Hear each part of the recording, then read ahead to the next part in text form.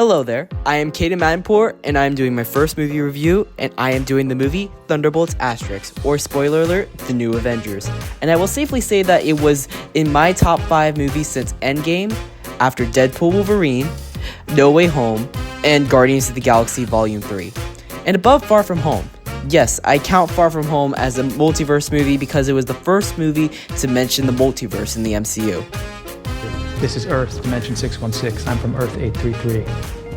I'm sorry, you're saying there's a multiverse? I will start by saying all of the amazing parts of it.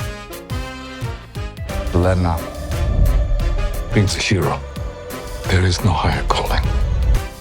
To start, the matter of Taskmaster's sudden nap, it was actually a cool metaphor. Kind of like how in X-Men Origins, we had Deadpool, who was this mindless, silent soldier, and then later had a fun, fast-talking movie that's more comic accurate after being shot in the head.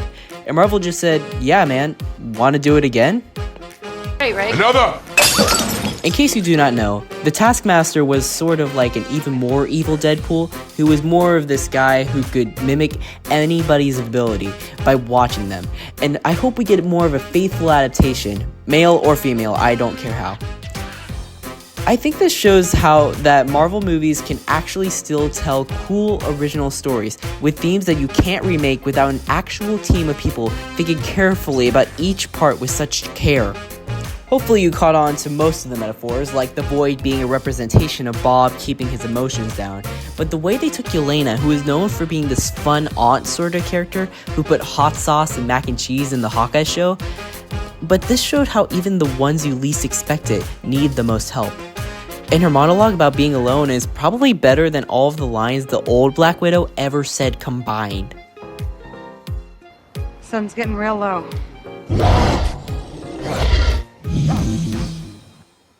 So better than anything she ever said times 2.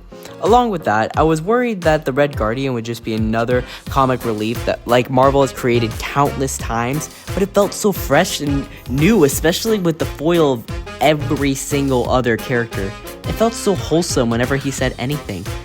Now on to arguably the best male character in the film, John Walker. I'm going to be honest, he actually was probably one of my favorite characters during Phase 4. Because he was such an afterthought in Falcon the Winter Soldier, but still what we had of him, it was so interesting, and I'm glad they explored more. He actually was just this person with a lot of pressure, and he just cracked and killed a man. And as extreme as that was, it still pointed out how the other Captain America did kill people as well.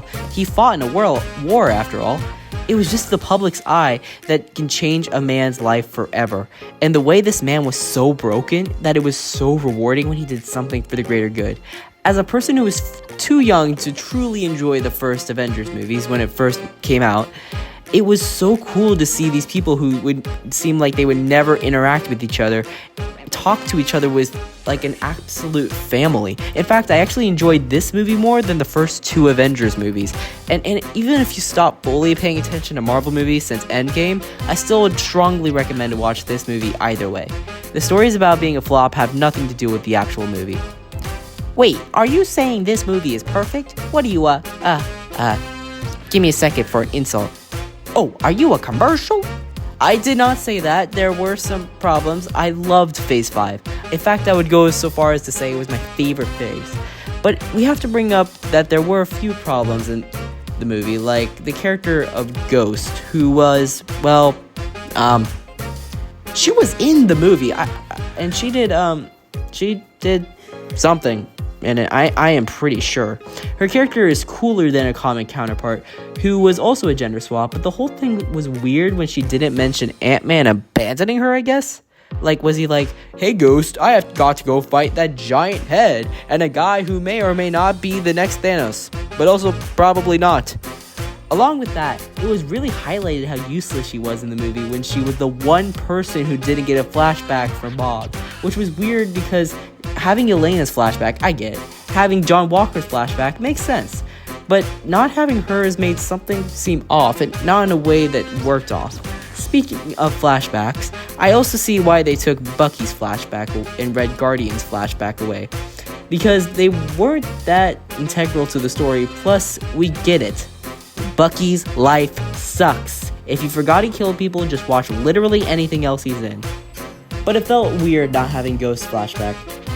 But I do not understand why he decided to become a congressman. I guess he looks cool in a suit. I actually don't know.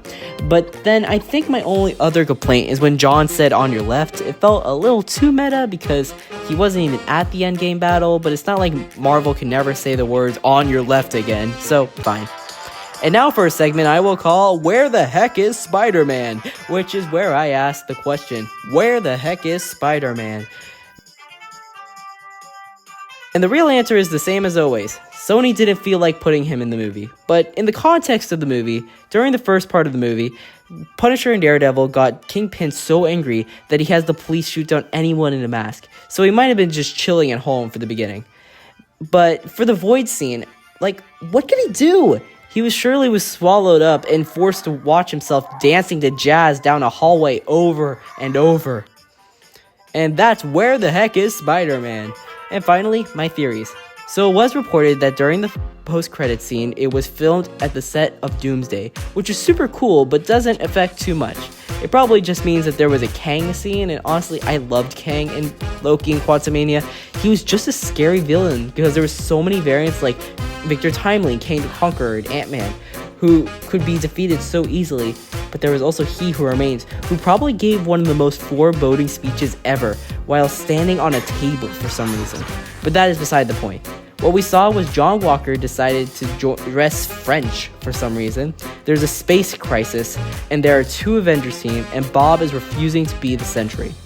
And of course, the Fantastic Four have entered the MCU, and I've heard multiple complaints that this spoils the Fantastic Four movie coming out because it spoils that their planet is probably destroyed. But Marvel can be dumb at times, especially in their marketing. Cough, cough, Captain America, Brave New World having Red Hulk in their posters. Cough, cough. But I wonder if this might actually just be Doctor Doom in the ship, aka a Tony Stark variant that will try to trick the Thunderbolts asterisk, this new Avengers team that is still naive, into joining him and having him fight Sam Wilson's team of Avengers, without Ness, of course. Or not. I don't know. It sounds fun to me. What did you guys think of the Thunderbolts asterisk? Please like and subscribe, and I am Kaden Manpour saying... You stay classy.